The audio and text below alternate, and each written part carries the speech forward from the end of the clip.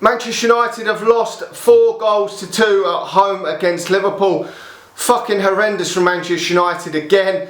Another game recently that we've fucked up. And that is now 3 defeats out of the last 4. It is getting a little bit concerning. Yes, we did rotate against Leicester City, so you can understand that one a bit. But these other 2 against Roma and now against Liverpool, yes, the pressure was off in that Roma game because we'd basically qualified, and the pressure was off tonight because we've already got the top 4. But that's not really an excuse for playing so shit again this evening. I mean, this was against our fierce rivals Liverpool, and Liverpool seemed like they wanted the game more than Manchester United. Yes, they've got more to play for than Manchester United, but we put a fucking almost a full fucking strength team out. Maybe you could argue Greenwood could maybe be starting, but besides that, maybe De Gea, I don't know. But Maguire's injured, so he couldn't play. So besides that, it was full strength almost, and really disappointing.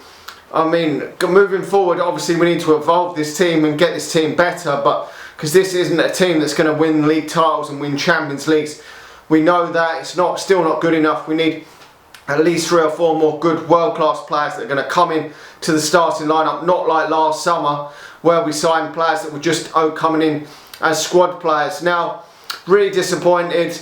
I mean, obviously you could still argue that maybe, I suppose, Anthony Martial could be in the squad. We probably missed in the last few weeks because we've had no other real options to come off the bench to change it. I mean, we still haven't seen Dan James for a couple of weeks either, which maybe he could offer something else. But besides that, I mean, there isn't really a lot on the bench at this moment in time, which is disappointing for Manchester United, considering the money that we've spent, and we're not getting a lot out of the likes of Donny van der Beek. Ahmad's not really featuring a lot, and they cost a lot of money, and it is getting fucking frustrating. But we've taken the lead in this game through a Bruno Fernandes goal, and after that we've played like absolute fucking dog shit. Luckily VAR come to the rescue when there was not a penalty awarded, which wasn't a penalty anyway, and that was good.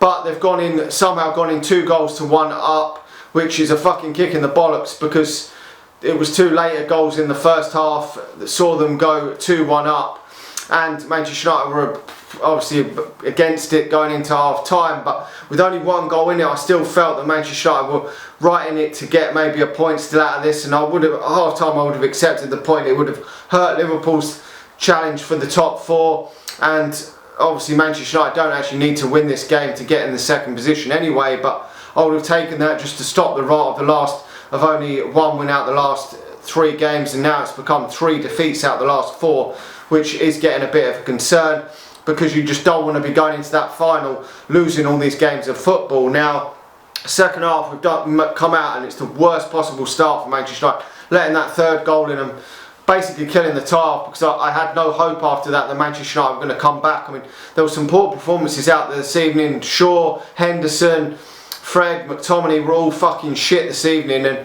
how the fuck Fred stayed on the pitch for as long as he did. I personally have never been a fan of Fred. I think he's average at best, and I think Manchester United really do need to upgrade him. But luckily he was finally the man that did go off, and when Greenwood came on, Manchester United improved. We got the goal back from Rashford, and we looked a bit better than we had done. Now, unfortunately, Manchester United have let that fucking last minute goal in for Mo Salah, but to be honest, we're going to lose anyway. But 4-2 is a real kick in the fucking bollocks, it really is. But I don't know, but we cannot be starting Fred next season, Fred and McTominay in midfield. I mean, at best, probably McTominay's a good squad player to have. He can score a few goals. I think he's got about 7 goals this season.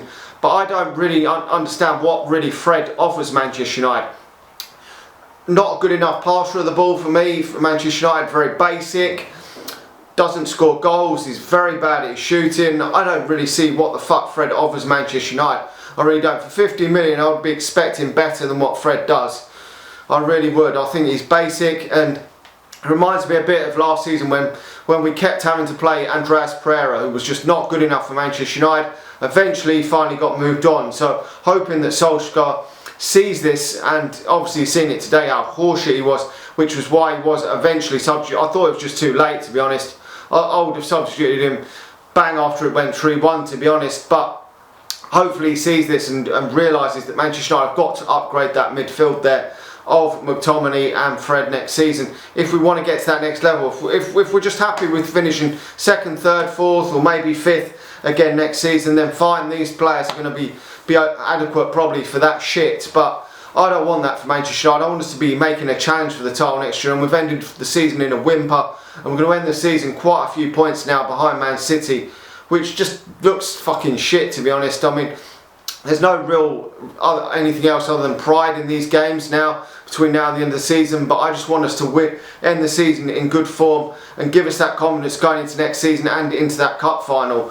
But we've got Fulham. It's a few days time before we play that Fulham game, so Manchester United are going to have a bit of time to rest and that. He probably will put a fairly strong lineup in that game. There's nothing riding on it for Fulham either, because they're going into the Championship next season, so it doesn't matter if he does rotate. But I personally would try and get back to winning ways in that game or the Wolves game before the fight. Maybe make a few changes for the Wolves game, because the final of the Europa League is only 3 or 4 days, about 3 days after. So, but I would keep a fairly strong lineup for that Fulham game, because you don't want to go into that final with players having a 2-week break really.